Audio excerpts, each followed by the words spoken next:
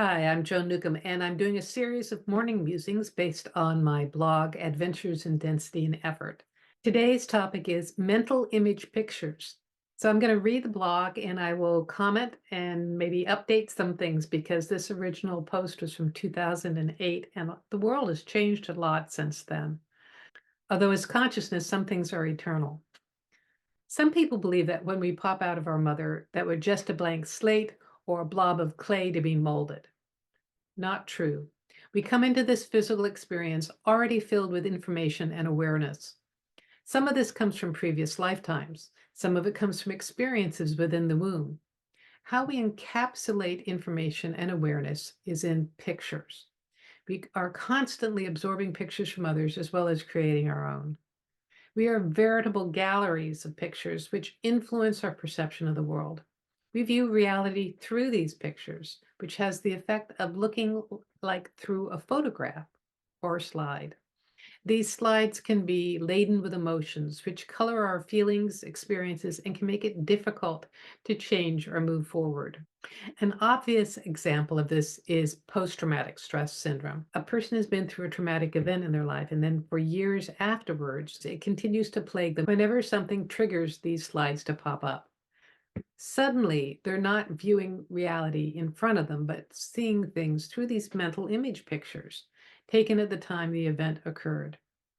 This happens in a less extreme way on an everyday level, in new relationships, for example, after the initial honeymoon period has worn off, and that's actually viewing things through a certain amount of slides as well. People start seeing each other through slides of past relationships. The person in front of them is no longer looking like the wonderful person that they've just fallen in love with, but they're looking exactly like their ex-partner.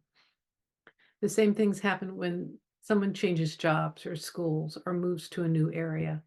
They feel like they're stuck in the same reality they just left, which isn't true. They just haven't let go of those pictures from the past.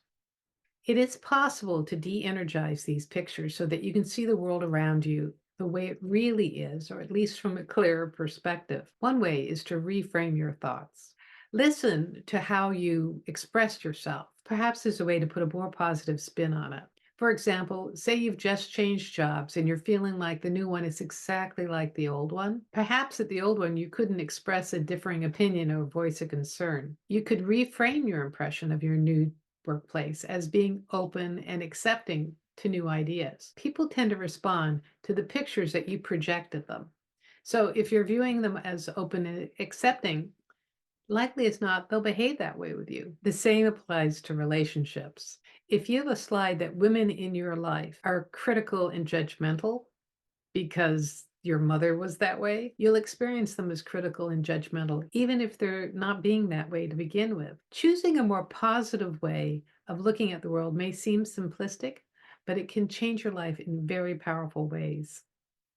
It can pull you out of depression, which is a pattern of viewing the world through so negatively that it affects your body chemistry. It can be helpful to take some quiet time on a regular basis to de-energize pictures.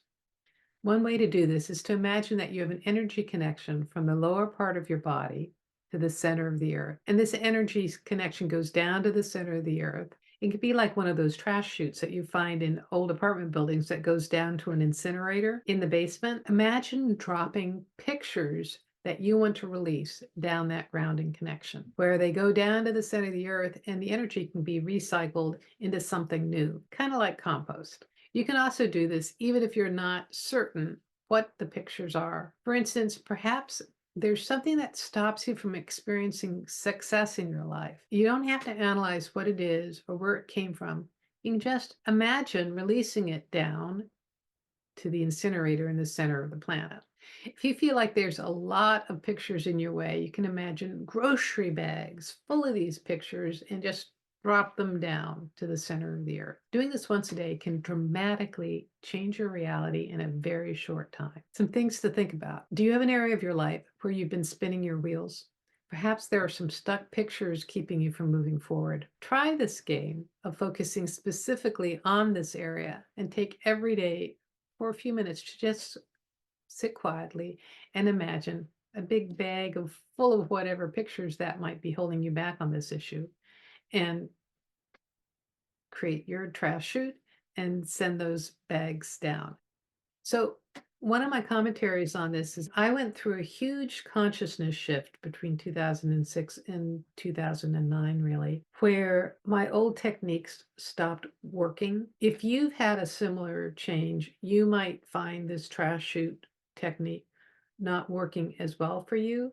So what I would suggest instead is imagine highlighting and deleting these pictures.